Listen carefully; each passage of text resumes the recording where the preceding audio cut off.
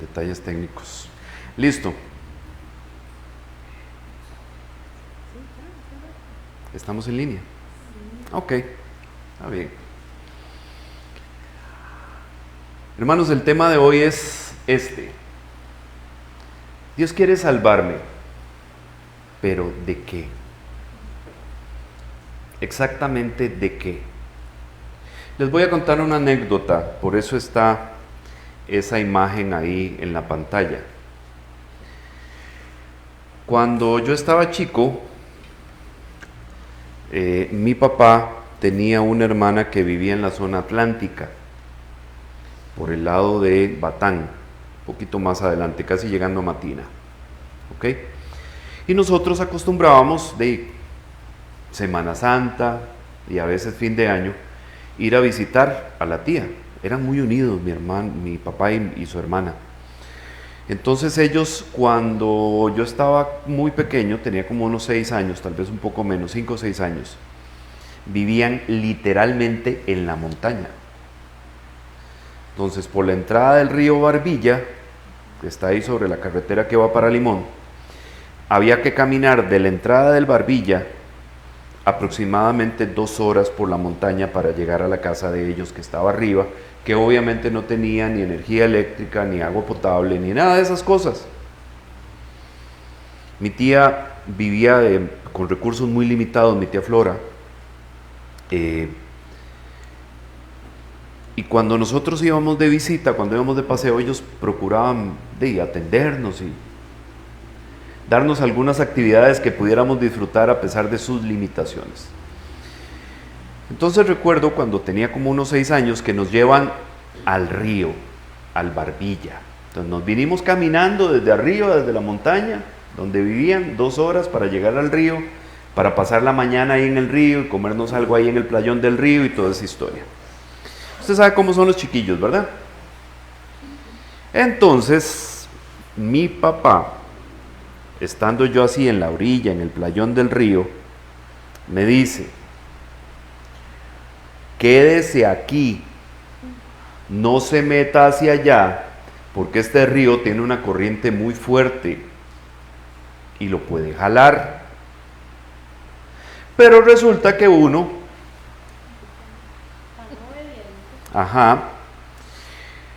chiquillo no mide el peligro.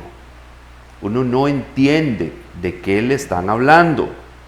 Yo veía el río más allá y hasta casi cruzando al otro lado, que es un cañón del río ancho, casi cruzando al otro lado era que se veía un poco ahí el agua revolviéndose, ¿verdad?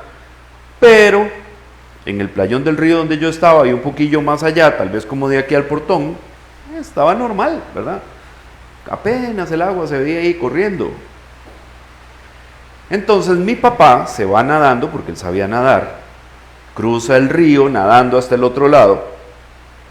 Por ahí está más abajo mi mamá, hay unas primas también del otro lado, o sea, no había muchos adultos de este lado que estuvieran vigilando. Básicamente mi mamá, que no sabía nadar, y creo que un par de chiquillos más. Entonces yo empiezo a caminar así, por la orilla del río, pero empiezo a caminar como en diagonal, ¿verdad? No en línea recta, sino hacia allá, despistado. En un momento se me termina donde yo estoy caminando y me hundo. O sea, como que usted va caminando y de un momento a otro hace una grada así, ¿verdad? Y lógicamente yo no estoy viendo, yo estoy caminando sin ver, y de un momento a otro doy el paso y ¡frum!, me hundí. Y cuando me hundí, me di cuenta de cuánta fuerza tenía ese río. Aquello que yo veía que apenas se movía, abajo tenía una fuerza impresionante. Entonces, donde yo me hundo, el agua me agarra y me empieza a jalar hacia adentro. Yo no llego, o sea, tengo 6 años, yo no llego abajo, no toco abajo. Entonces, de alguna u otra forma logré llegar hasta el fondo. Cuando llego hasta el fondo, me impulso, saco la cabeza y grito: grito nada. Nada más como ¡ah! Y ya. Y otra vez me vuelvo a hundir. Me sigue revolcando la corriente, una segunda vez llego al fondo, vuelvo a impulsarme, vuelvo a pegar un grito similar y el río sigue haciendo conmigo lo que le da la gana. Yo no tengo la fuerza para poder sostenerme. Una tercera vez yo llego al fondo, ya luchando contra la fuerza del río, contra la corriente, llego al fondo, me vuelvo a impulsar por última vez y doy un último grito y eso fue todo. A partir de ese momento yo perdí la conciencia. Por lo menos ya yo no estaba en posición de saber ni qué estaba pasando, ni cómo podía luchar con esto, nada, cero. ¿Podemos encender esta luz, por favor? Para hacerles el resumen de la historia, bueno, ustedes saben que estoy aquí, ¿verdad? No me ahogué. Pero, cuando yo despierto, yo estoy viendo el cielo y un montón de gente hacia alrededor mío, acostado en el playón del río. Inconsciente probablemente, me sacaron y de un momento a otro boté el poco de agua y lo que yo recuerdo es ver a todo el mundo así, en círculo alrededor mío. ¿Quién me salvó? Mi papá estaba del otro lado, mis primas estaban del otro lado, o sea, todo el mundo estaba del otro lado. En ese último impulso donde yo salí y grité, fue el último grito, la última bocanadera, la última exhalación que yo tenía. Del otro lado estaba el esposo de mi tía, tío Germán, que en paz descanse. Y tío Germán gritó desde el otro lado, se está ahogando. Y era el que estaba más cerca. Acostumbrado a la vida ahí, ¿verdad? A cruzar ríos y toda esa historia, el hombre inmediatamente se manda al agua a cruzar el río para venir a salvarme. Me sacó del pelo, hermanos. Él vio la cabeza mía hundida en el agua, metió la mano, me agarró del pelo y del pelo me sacó. Inconsciente. Si ese hombre no me ve, del otro lado nadie se percató de que yo me estaba ahogando. Pensaban que yo estaba jugando, que estaba brincando en el agua. Nadie tenía conciencia de que me estaba ahogando. ¿Ok? Milena, necesito que ponga mucha atención, por favor. Por favor. Y me sacó del pelo. Y me salvó. Me salvó la vida. Ese hombre me salvó la vida.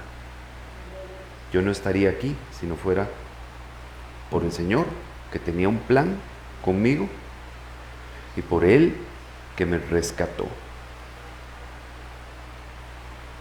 Todo inició con,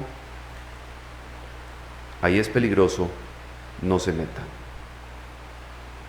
Y con mi insensatez de niño, que me dio una falsa seguridad de que como casi no se movía el agua, y estaba tranquilo y podía meterme ahí, a pesar de que me habían dicho que no lo hiciera. Cuando mi papá me dice no se meta ahí es porque él conoce el río. Él sabe perfectamente bien cómo es la cosa ahí. Por eso tienen ustedes esa imagen ahí, porque me acordé de esa escena en mi vida. Y aquel hombre que gritó se está ahogando, sintió la necesidad de reaccionar inmediatamente y cruzar desde donde estaba para venir a donde estaba yo, porque estaba lejos. Cruzar rápido en medio de la corriente de ese río, que tiene una corriente terrible, para venir a rescatarme.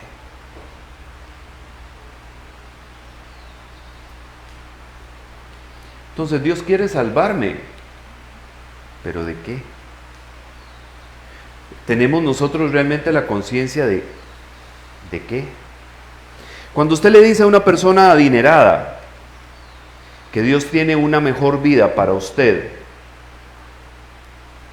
esa persona probablemente no se sienta interesada o motivada a averiguar cuál es esa mejor vida.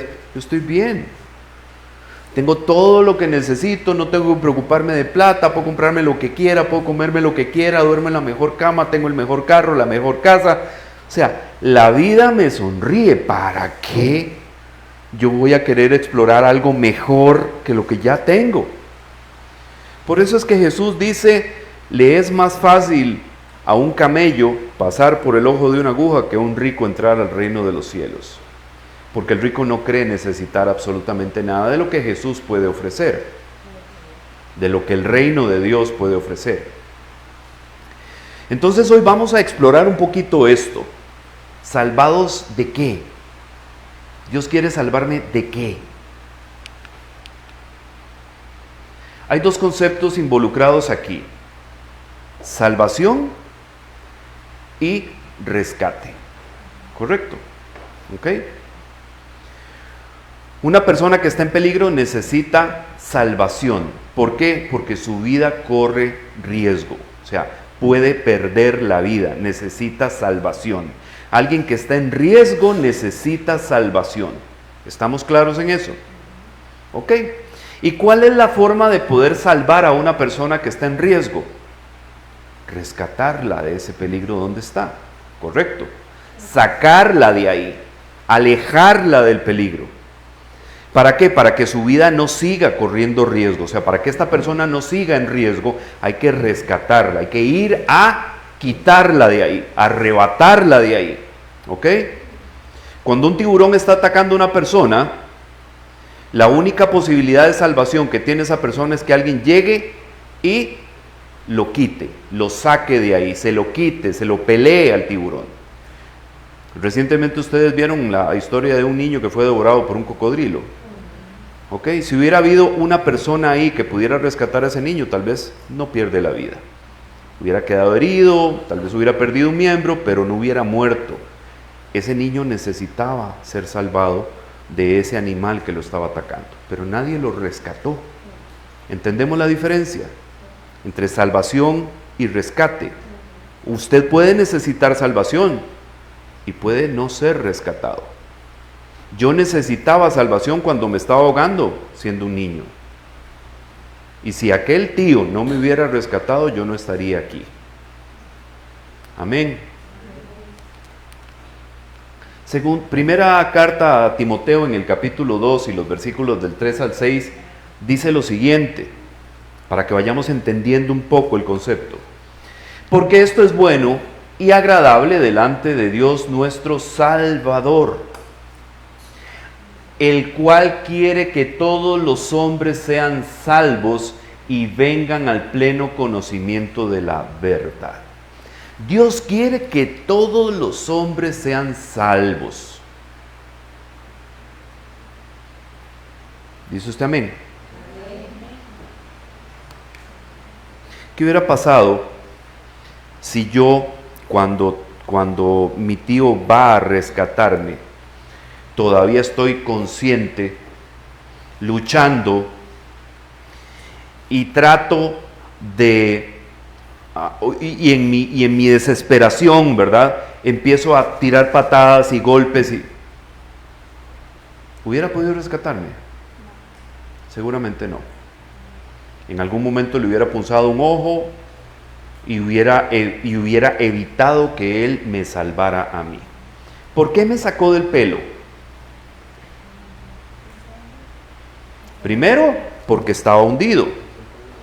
Y después, porque es la forma más segura, ahí está, Henry lo tiene claro, porque es la forma más segura de sacar a una persona hundida de rescatarla del agua.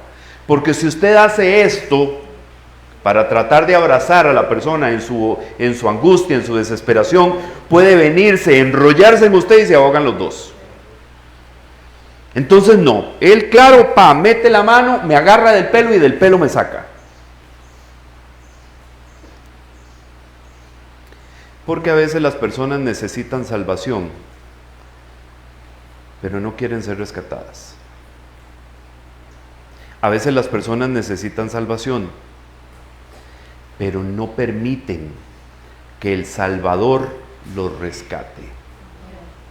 Y así se han ahogado muchas personas. Y a veces se ha ahogado el que está en peligro y el que fue a rescatar. ¿Entendemos esta parte, hermanos? Pero Dios quiere que se salven todos. O sea, el Señor no está pensando en ojalá que esos desgraciados se mueran. No. No.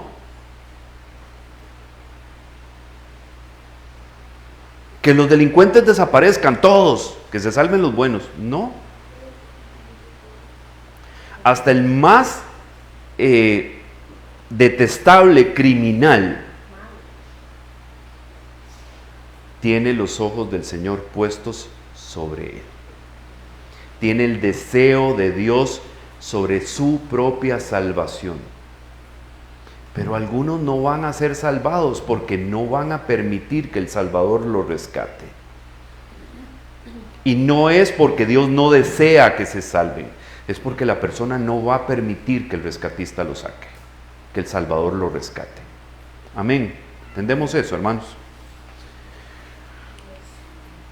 Porque dice ahora el 5 y el 6, porque hay un solo Dios y un solo mediador entre Dios y los hombres, Cristo Jesús, hombre, quien se dio a sí mismo en rescate por todos, testimonio dado a su tiempo debido. Yo tengo un primo que era contemporáneo conmigo, José Pablo. Chiquillos jugamos y todo, pero era medio sangrón y bueno, digamos que hubo un momento en que ya no me gustaba tanto estar cerca de él. ¿Ok? Mi primo creció, se convirtió en un hombre, se casó, tuvo hijos, etc. Hace como unos 2 años, tal vez, puede que más, fueron a pasear él y su familia a la playa. Una de sus hijas se estaba ahogando. Entonces él saltó al mar, o sea, se metió al mar y fue a rescatar a su hija. Lo logró, la muchacha se salvó, pero él se ahogó. Él dio su vida para que su hija fuera rescatada. Él dio su vida para que su hija continuara viviendo. ¿Usted sabe qué hizo Jesús? Jesús dio su vida para que usted fuera rescatado. Él entregó su propia vida para que usted se salvara. ¿Cuál es la diferencia? Jesús resucitó al 3er día, mi primo Pablo no. Pero el escenario es exactamente el mismo.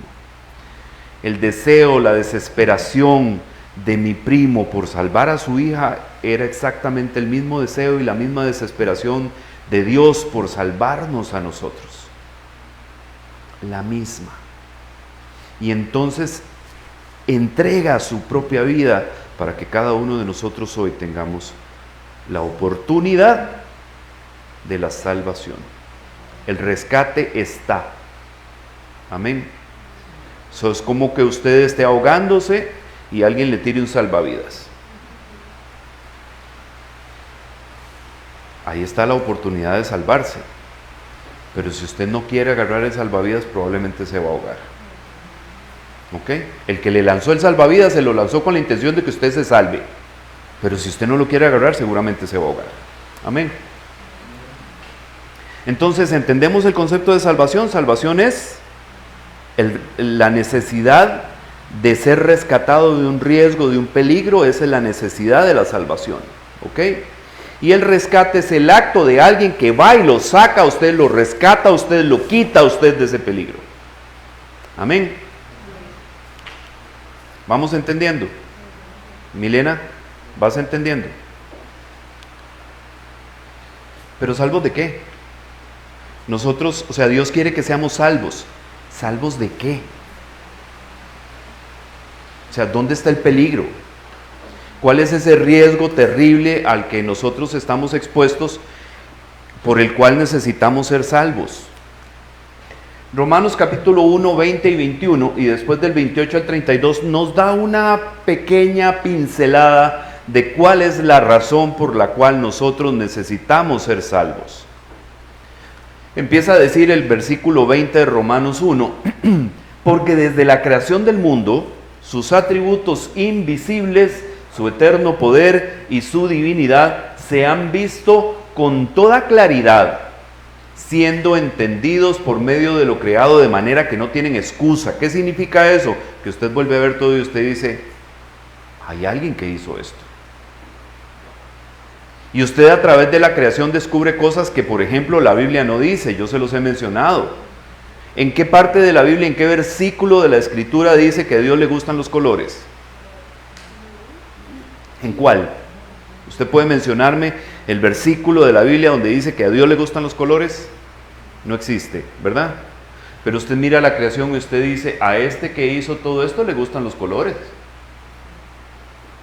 ¿Por qué? Porque hizo todo multicolor, millones de colores, de matices, tiene toda la creación. Entonces eso te dice inmediatamente que el que hizo eso le gustan los colores, ¿ok? Le gustan los sabores, le gustan los sonidos, le gustan las texturas, nada de eso está en la Biblia. Usted descubre esas cualidades acerca de Dios en lo que Él hizo, en lo que Él creó. Por eso es que para mí es muy difícil creer en el Big Bang y en que una gran explosión provocó toda esta maravilla creada. Normalmente las explosiones no producen cosas buenas, ¿verdad? Quien ha visto algo que explotó, lo que ve son pedazos por todas partes, destrucción, daño, superficies quemadas, desintegradas. O sea, yo pocas veces he visto que una explosión provoque algo positivo, ¿ok? Entonces a mí me es muy difícil pensar, o me es muy difícil creer que la gran explosión, que el Big Bang del que hablan algunos expositores científicos, fue lo que provocó todo lo que existe y no hay nadie detrás del asunto. O sea, difícilmente yo puedo creer eso, pero sigue diciendo acá. Entonces no hay excusa. O sea, usted no puede decir que viendo todo lo creado, todo lo que existe, esto ocurrió porque nadie lo hizo. O sea, difícilmente eso puede ser cierto. Hay que tener más fe para creer que todo existió por sí solo, que para creer que hay alguien detrás del asunto. Amén. Seguimos. Dice el 21, pues aunque conocían a Dios, no le honraron como a Dios, ni le dieron gracias, sino que se hicieron vanos en sus razonamientos y su necio corazón fue entenebrecido. O sea, que a usted lo pusieron aquí, que usted vuelve a ver todo, que le encantan los amaneceres, los atardeceres, que le gustan los matices, que le gustan las flores, que le gusta todo eso, pero usted no le da gracias a ese ser que creó todo eso, porque usted cree que eso no lo creó nadie. Entonces usted simple y sencillamente ni piensa en darle las gracias al que lo puso aquí, en este lugar tan bonito. ¿Ok? Y ahora sí, del 28 al 32, vea lo que dice. Ponga mucha atención, Milena, por favor, ponga mucha atención a esto. Y como ellos no tuvieron a bien reconocer a Dios, porque no les interesaba reconocer al Creador de todas las cosas, Dios los entregó o los cedió a una mente depravada, a su propia mente depravada, para que hicieran las cosas que no convienen, estando llenos de toda injusticia, maldad, avaricia y malicia, colmados de envidia, homicidios, pleitos, engaños y malignidad. Son chismosos, detractores, aborrecedores de Dios, insolentes, soberbios, jactanciosos, inventores de lo malo, desobedientes a los padres, sin entendimiento, indignos de confianza o desleales, sin amor, despiadados, los cuales, aunque conocen el decreto de Dios, que los que practican tales cosas son dignos de muerte, no solo las hacen, sino que también dan su aprobación a los que las practican.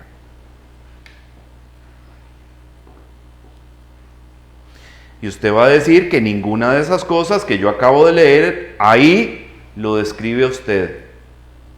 ¿Está seguro?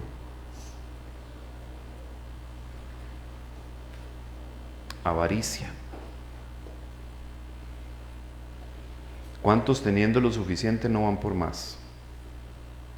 Y ya tiene lo suficiente, ya tiene lo que necesita, pero no resiste la oportunidad de tener más o de hacer más, ¿verdad? ¿Usted sabe cómo se llama eso?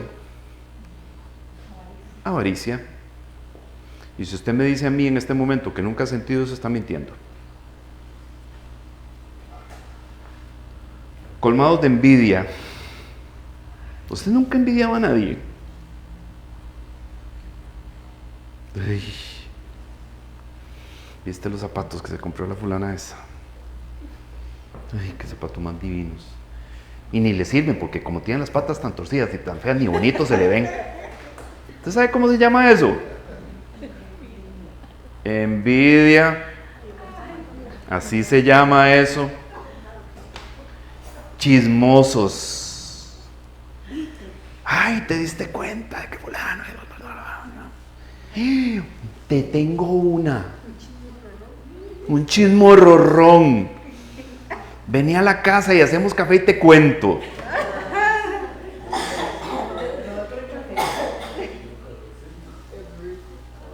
Pero nunca, eso no lo describe usted, esa no la describe usted jamás, bajo ninguna circunstancia, ¿verdad?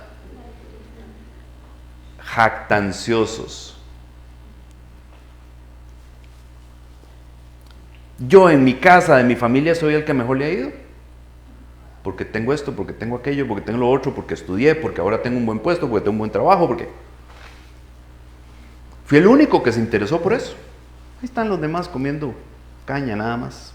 Yo no, yo como carnita. Puro filete. Jactancia. Hermanos. Desobedientes a los padres. Porque diríamos, no, es que los chiquitos son inocentes, los chiquitos, ¿verdad? Almas del Señor, son casi ángeles.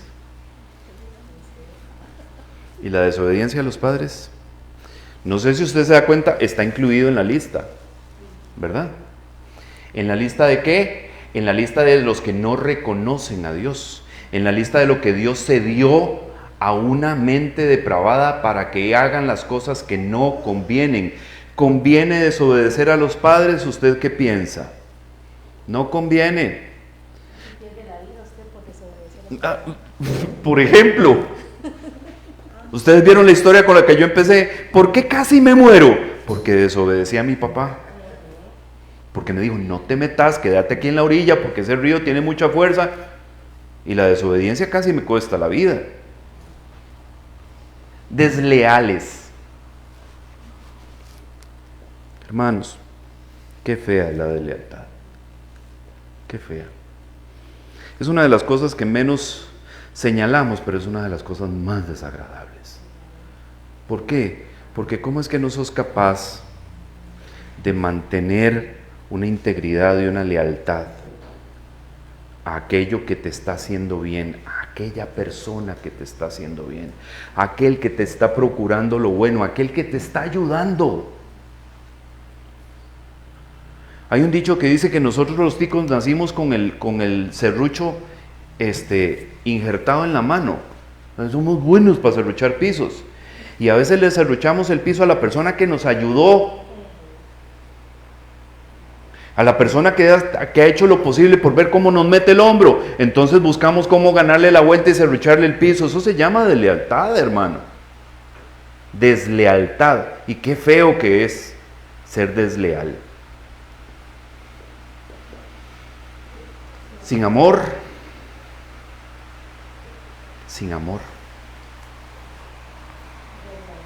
despiadados.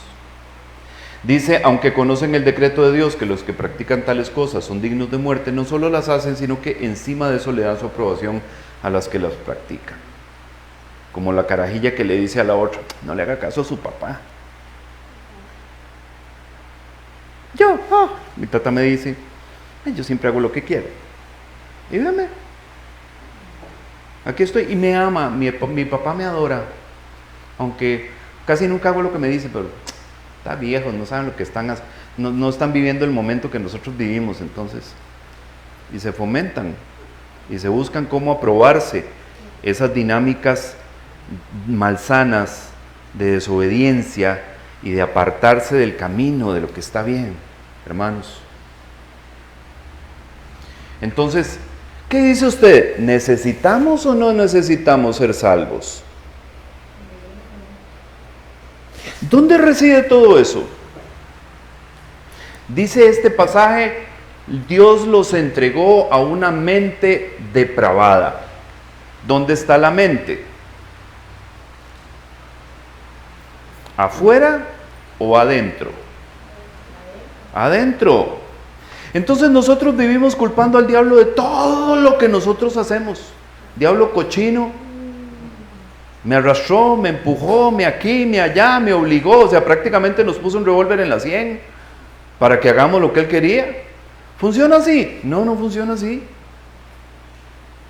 Es la mente nuestra la que genera todas esas cochinadas. El diablo es un facilitador. Usted vio lo que yo subí temprano en el chat de la iglesia. Usted leyó esa historia. La leyó, sí se tomó el ratito para leerla. Que dice que el demonio llegó y soltó el caballo.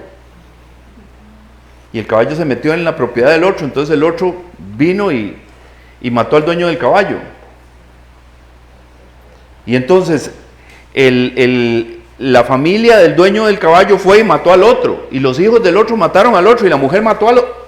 Y al final se mató todo el mundo. Y le dicen al demonio, ¿y por qué lo hiciste? Yo no sé, yo solo solté el caballo. Yo no maté a nadie. Es cierto, él no mató a nadie. El diablo es un facilitador, hermanos. Él no te pone un cuchillo en la garganta para que hagas lo malo. Él es un facilitador. Él pone la situación, él pone la circunstancia. Y si usted no tiene cómo sostenerse, se va.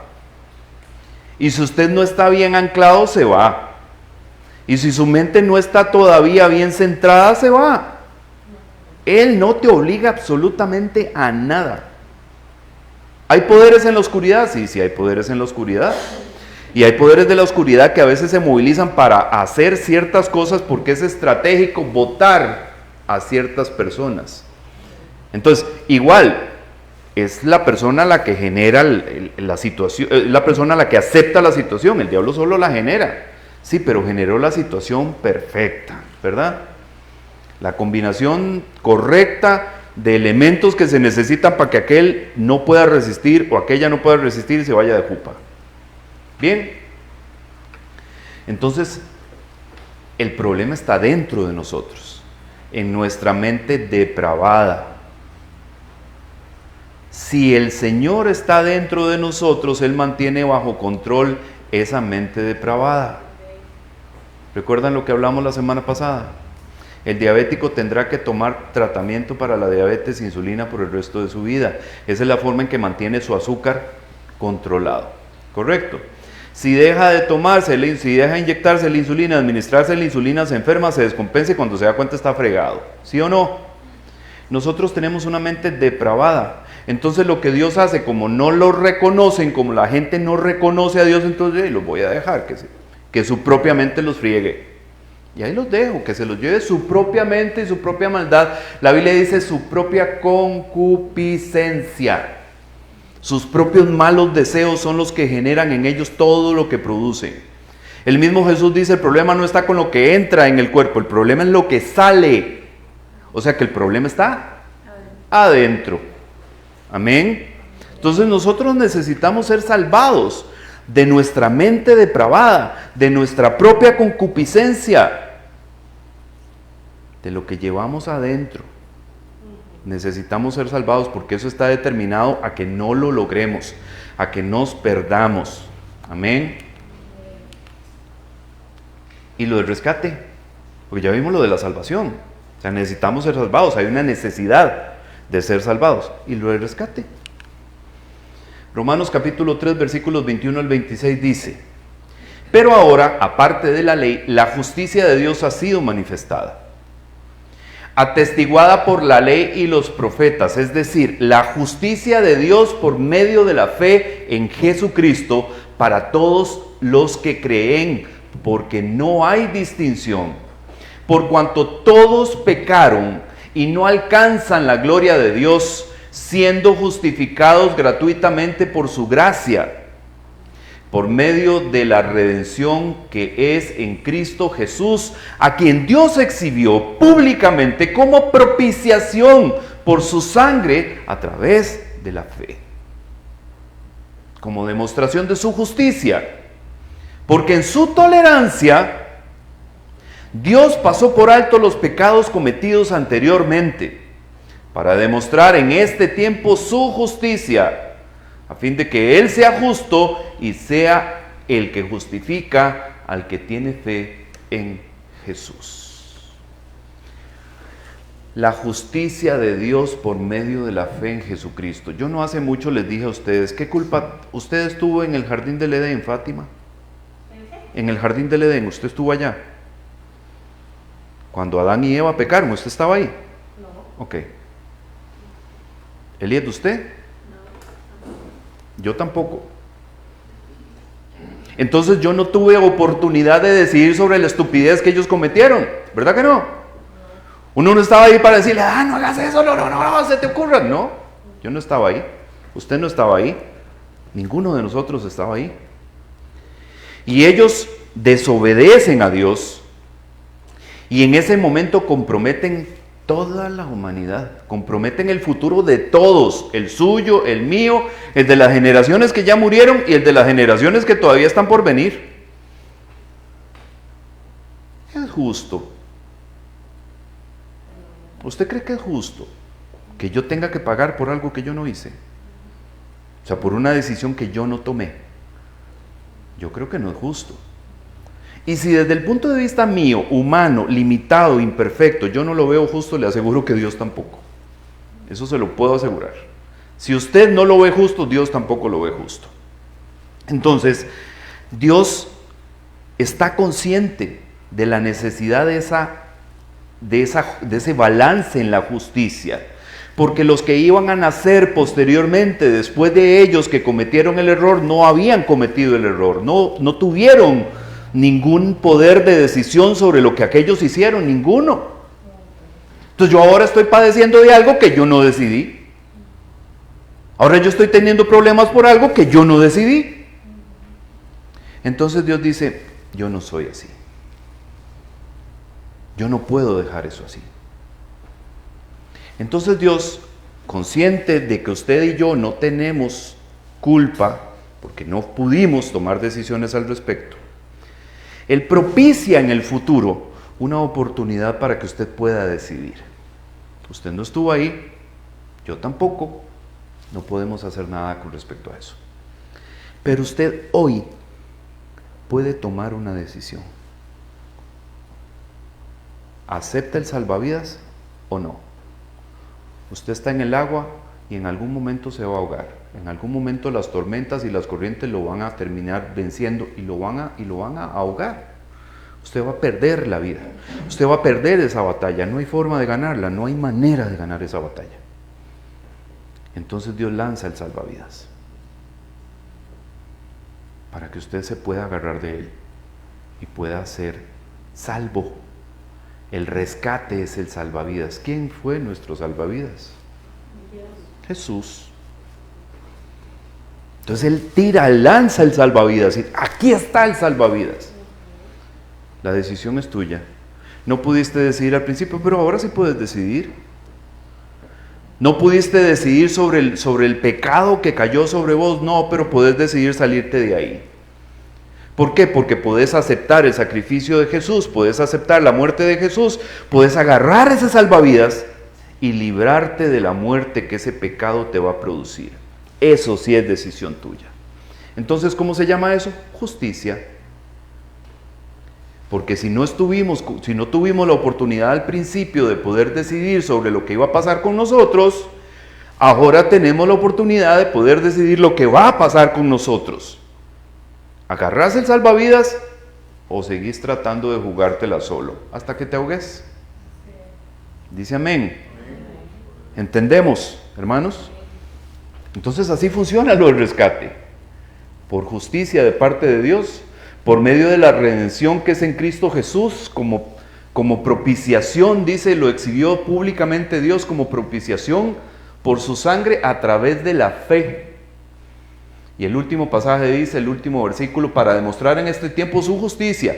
Ahora sí ya entendió, Dios es justo. ¿Usted cree que Dios es justo?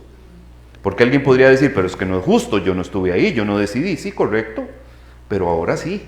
Entonces Él ahora abre una ventana de oportunidad, propicia un rescate para usted y le dice, aquí está el salvavidas, no te preocupes, no te vas a ahogar. Yo quiero que te salves, no que te ahogues. Ahí está el salvavidas, pero usted tiene que agarrarlo. Usted tiene que confiar que usted puede agarrarse de ese salvavidas y no se va a hundir. Usted tiene que creer que el sacrificio de Jesús es suficiente para que usted no se hunda y no se ahogue. Dice amén.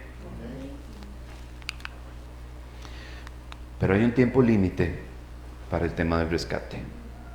O sea, ese salvavidas no va a estar ahí por el resto de la historia. ¿Ok? Cuando hay rescates en alta mar, o sea, los que están en el barco rescatista procuran cómo sacar a todo el mundo.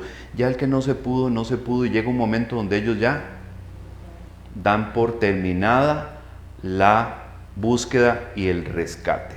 No sé si usted se enteró recientemente que se estrelló un avión en el lado del Caribe, ¿ok? De un tipo súper millonario, ¿ok? Se estrelló en su avión privado con su familia.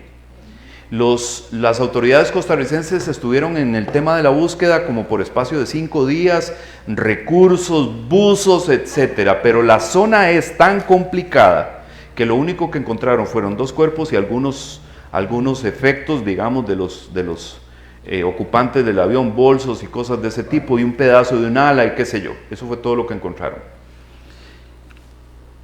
¿Para qué despliegan la operación de búsqueda y rescate? ¿Para qué creen ustedes? ¿Cuál es la primera idea de moverse rápido e ir a buscar el avión siniestrado? Para ver a quién pueden salvar. Lo primero es ver si hay alguien todavía con posibilidades de supervivencia para ir a sacarlo. Entonces, una vez que el avión se declara perdido, inmediatamente van los cuerpos de rescate a buscar el avión para ver si hay alguien que pueda ser salvado. ¿Ok? Porque como no hay cuerpos, usted puede pensar que todos se murieron, pero no hay cuerpos. La única forma de estar completamente convencidos de que están muertos es, sí, está el cuerpo, encontraron 2, esos están muertos. Los otros 3, o 4, perdón, que iban, porque eran 6 ocupantes en el avión. O sea, todavía hay 4 personas que no sabemos si están muertas. Las vamos a buscar. Vamos a ir a buscar, vamos a invertir lo que sea necesario para ver si logramos rescatarlas. Pero llega un momento en que ya la búsqueda se da por finalizada.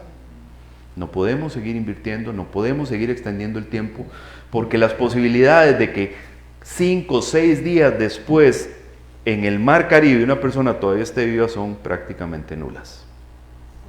¿Entendemos esa parte? Entonces Dios, ¿perdón? Y si están en alta mar es peor, y son zonas con mucha profundidad y grandes corrientes, o sea, prácticamente imposible. Entonces hay un límite para ser rescatado. Hay un límite de tiempo para ser rescatado. Marcos capítulo 1, versículo 15 dice, y diciendo el Señor, el tiempo se ha cumplido y el reino de Dios se ha acercado. Arrepentíos y creed en el Evangelio. Metanoia, hermanos, es la palabra que está en ese pasaje. Metanoia es cambio de mentalidad. Cambio de forma de pensar. No solamente es la sensación de qué malo que soy, estoy triste por eso, me siento mal, qué miserable, qué desgraciado, qué infeliz, que aquí, que allá. No. Es además de esa sensación de consciente de lo malo que he hecho, yo no puedo seguir siendo así. Yo no puedo seguir comportándome de esta manera. Yo necesito ver las cosas con una mirada distinta. No puedo seguir por ahí. Amén. Entonces Jesús dice, el tiempo se cumplió. ¿Cuál tiempo? Del que habían hablado los profetas del Señor. Llegó el momento en que el Mesías llegó a la tierra. El Mesías prometido apareció tal cual los profetas del pasado, de la antigüedad, habían hablado acerca de él. ¿Ok? Entonces dice, ya llegó el tiempo, ya el Señor está aquí, ya el reino de los cielos se acercó, arrepiéntanse y crean en la buena noticia acerca de la salvación que es por medio de Cristo Jesús. Hechos capítulo 17, versículos 30 y 31 dice, por tanto, habiendo pasado por alto los tiempos de ignorancia, esto lo hace Dios, Él pasa por alto los tiempos de ignorancia, Dios declara ahora a todos los hombres en todas partes que se arrepientan, porque Él ha establecido un día en el cual juzgará al mundo en justicia, porque ya nos dimos cuenta de que estamos hablando de un Dios justo, ¿verdad? Que compensa la historia para que la justicia siempre se mantenga. Porque Él ha establecido, dice, el día en el cual juzgará al mundo en justicia por medio de un hombre a quien ha designado, habiendo presentado pruebas a todos los hombres al resucitarle de entre los muertos. ¿De quién estamos hablando? De Jesús. Entonces dice que Dios va a juzgar al mundo en justicia por medio de Cristo Jesús. Porque Él pasó por alto los tiempos de ignorancia. De aquí para atrás, hermanos. Del momento en que nosotros conocimos al Señor hacia atrás. Y Él pasó por alto eso. No sabías, no conocías, no entendías, está bien. Vamos a borrar esto. Y te vamos a dar la oportunidad de ser rescatado, de poder alcanzar salvación por medio de ese rescate que es mediante Cristo Jesús. Pero ese que rescató va a ser el mismo que va a juzgarnos por las cosas que hicimos y no hicimos. Exactamente el mismo. El mismo Salvador es el mismo que juzga. Establecido por Dios. Entonces hay un tiempo límite, hermanos, o sea, no podemos pasar el resto de la vida pensando, o sea, que Dios va a tener misericordia por el resto de la vida. No, la misericordia tiene un límite. La misericordia de Dios se va a acabar. Ahorita no se ha terminado. Hay un pasaje de la Biblia que dice, busquen al Señor mientras pueda ser hallado. Ahorita todavía puede ser hallado, pero va a llegar un momento donde ya usted no va a poder decir, Señor, yo. No, papito. Ya cerramos. Ya la lista está completa. Amén. La buena noticia es el rescate en sí. ¿Cómo? Primera de Corintios capítulo 15, versículos 1 al 4 dice, además, hermanos, les anuncio el evangelio que les prediqué, que es el mismo que ustedes recibieron y en el cual siguen firmes. Esto se lo dice Pablo a la congregación de Corinto.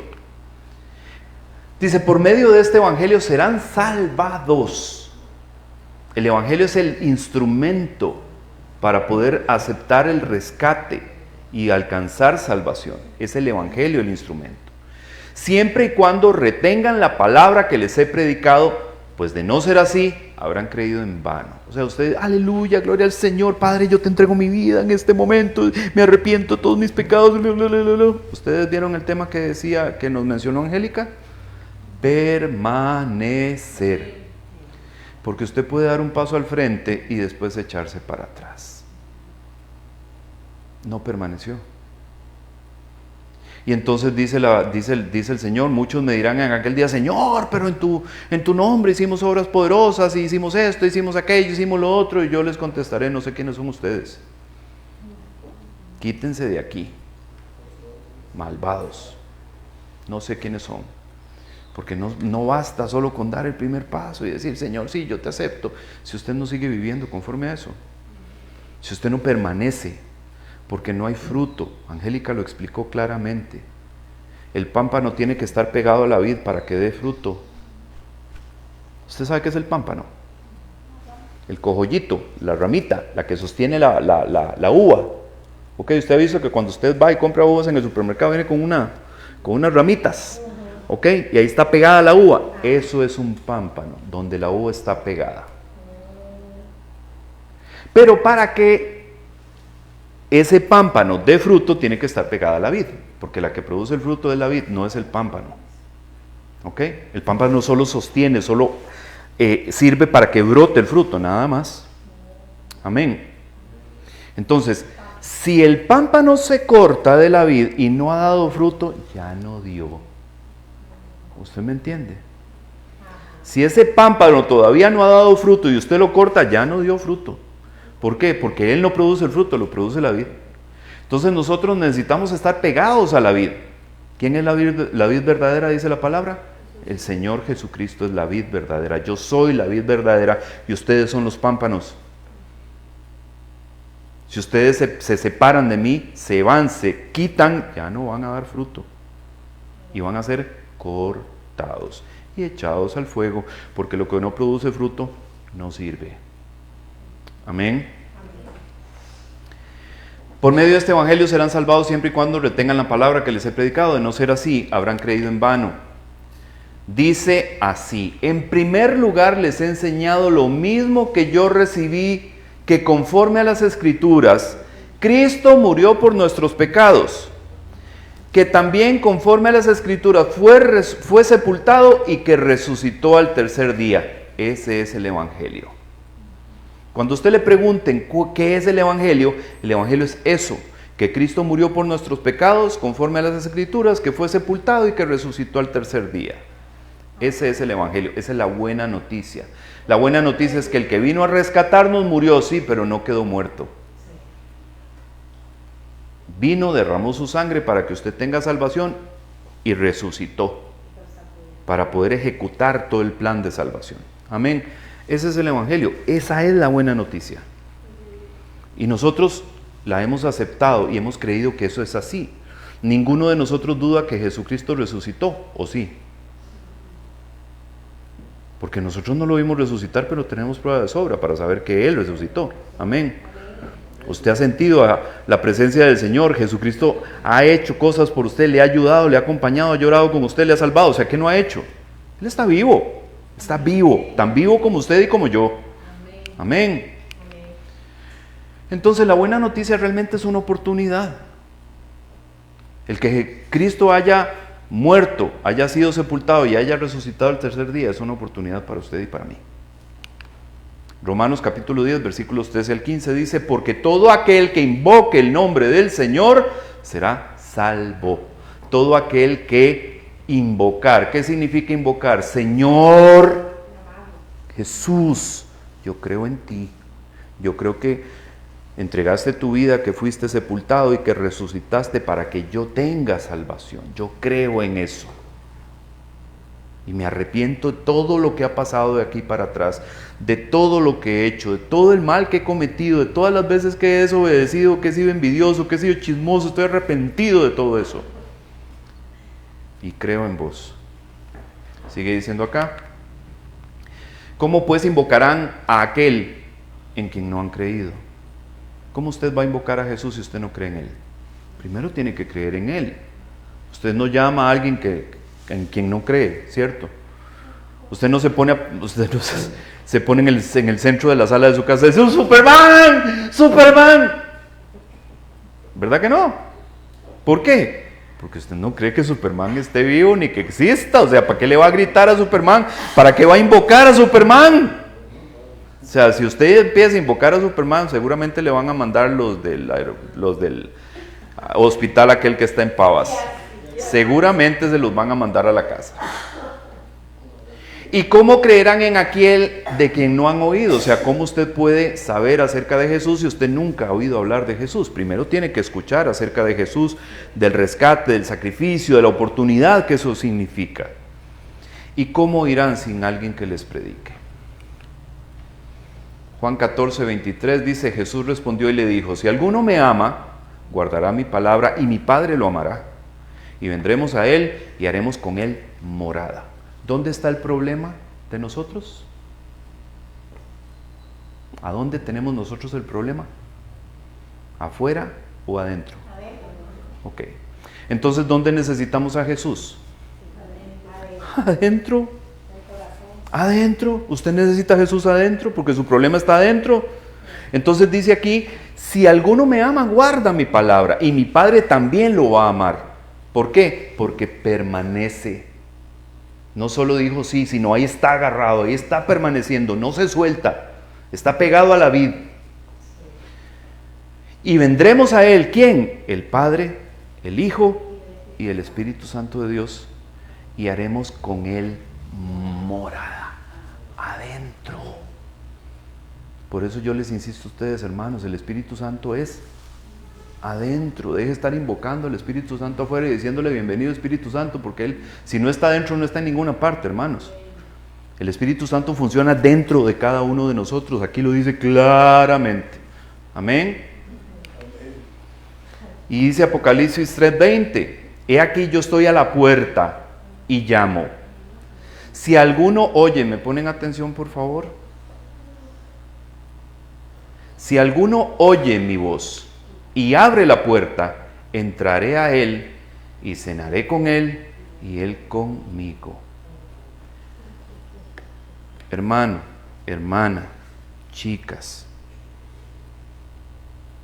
el Señor está a la puerta, tocando. Ahí está tu oportunidad de salvación. Pero es la puerta del corazón. Sí, porque necesitamos dejarlo entrar, lo acabamos de ver en el pasaje anterior. Necesitamos dejarlo entrar, porque Él viene y hace morada en nosotros, adentro de nosotros, porque el problema está adentro, hermanos. El problema está adentro. Él necesita entrar. Si Él no logra entrar, no sucedió nada, hermanos. Nada. Usted por fuera puede decir, aleluya, yo soy hijo de Dios, yo conozco al Señor, yo digo amén, o sea, Él murió en la cruz, etcétera, pero aquí adentro nunca entró. El salvavidas, sí, es muy lindo el salvavidas, así redondo, blanco. Yo lo he visto, sí, pero nunca lo he agarrado. Y mientras usted no agarre el salvavidas, o sea, usted no está salvo. Aunque tenga el salvavidas pegándole en el hombro. Entonces usted puede estar en la corriente, en el agua, a punto de ahogarse y el salvavidas pegándole aquí. ¿Y usted ha visto el salvavidas? Sí, yo lo vi. Es así grande, redondo, blanco. Y flota. Agárrelo. No es para que lo vea. No es para que lo describa. Es para que lo agarre. Amén. No funciona Jesús si no entra. Hermanos, hermanas, Jesús no funciona en su vida, no transforma, no hace nada si no logra entrar. Y Él está tocando para que usted lo deje entrar. Él está tocando. Si esa puerta no se abre, usted no se va a salvar. Si usted no le abre la puerta a Jesús, usted no se va a salvar. No importa cuán bien pueda describir el salvavidas. Si no agarra el salvavidas no sirve para nada en su vida. Amén. Entonces ahora voy a hacer algo. Tenemos un último pensamiento, un pensamiento final. Romanos 1, 16, 17 dice, porque no me avergüenzo del Evangelio, no me avergüenzo de esa buena noticia de que Cristo murió, de que fue sepultado y que resucitó al tercer día. Jamás yo me puedo avergonzar de creer en eso. Pues es el poder de Dios para la salvación de todo el que cree. No puedo avergonzarme del Evangelio.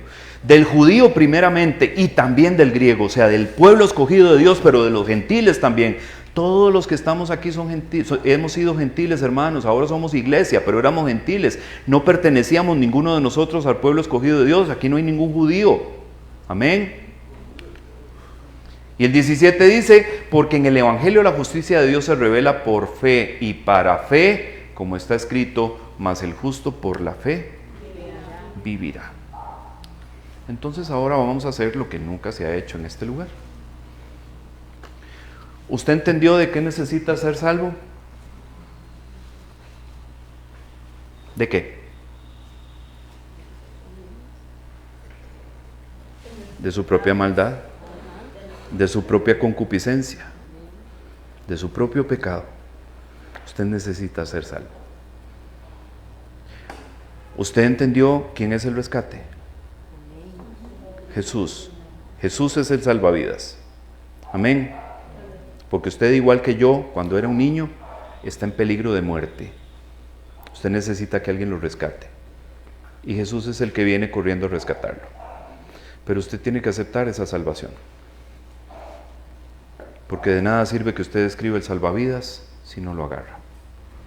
De nada sirve que usted conozca muy bien el salvavidas si nunca lo ha agarrado. Amén. Entonces, voy a hacer un llamado. Hoy, aquí. Esto es para el que todavía no ha hecho eso. Usted quiere hoy, esta mañana, abrirle la puerta a Jesús.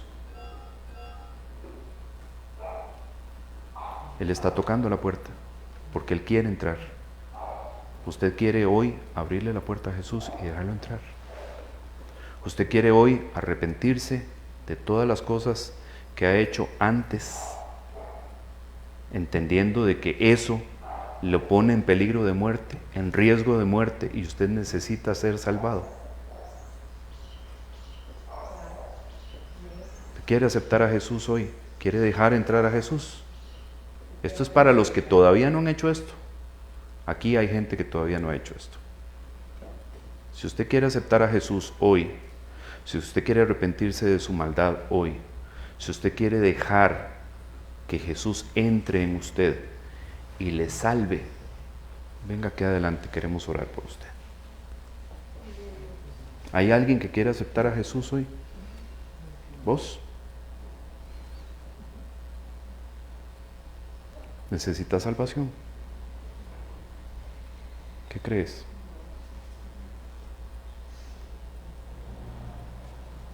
Es lo mismo que reconciliarse con Dios. Si quiere poder reconciliarse con Dios, venga para acá.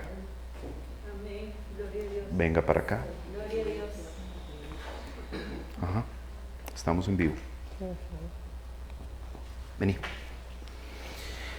Y si hay alguien en este momento que quiere abrirle la puerta a Jesús y entregarle hoy el control de su vida a Jesús, este es el momento. Pase adelante y reciba al Señor. Agarre el salvavidas. Amén.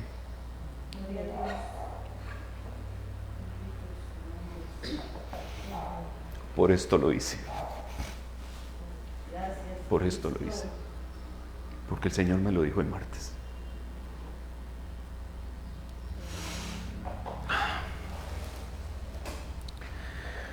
Amado Señor, estamos delante de ti, reconociendo, Dios, lo que somos.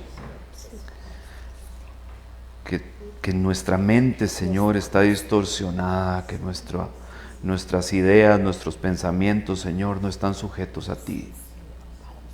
Y porque no están sujetos a ti, Señor, es que nosotros hemos hecho tantas cosas que te desagradan, a veces en ignorancia, Señor, de lo que a ti no te gusta.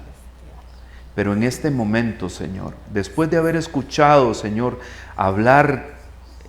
después de haber escuchado tu voz hablando desde tu palabra, Señor, tomando en nosotros la conciencia de nuestra maldad y de nuestra necesidad, Señor, de presentarnos delante de ti con humildad, para decirte, Señor, que ya no queremos seguir viviendo sin ti, que no queremos, Señor, vivir alejados de ti, que no queremos, Señor, perder nuestra vida, que no queremos, Señor, a ser destruidos como la basura que no sirve, como los pámpanos que no dan fruto. Por eso hoy, Señor, estamos delante de ti, pidiendo perdón.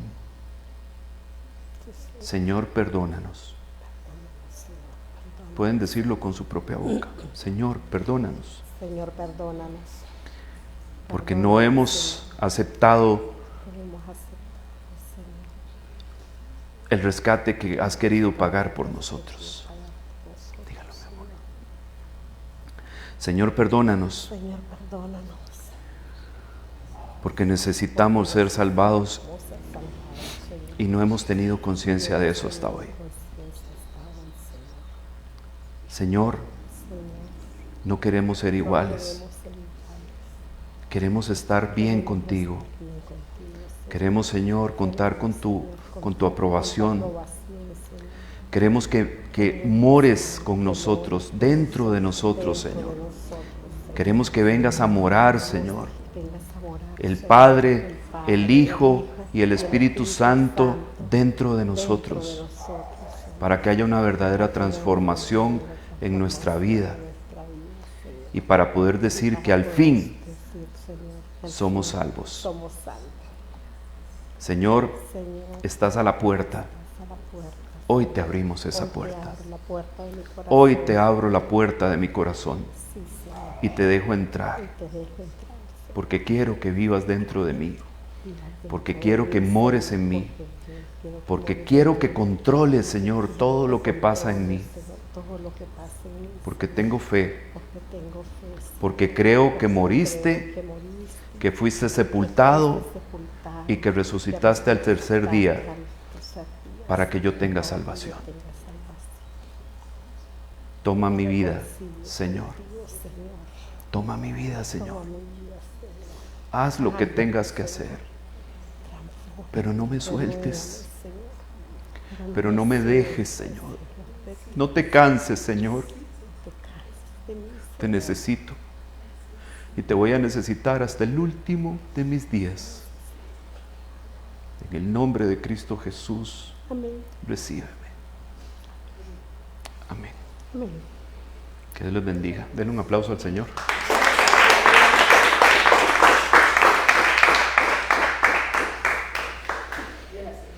Bien, hermanos, de esta forma hemos finalizado la prédica de este día. Vamos a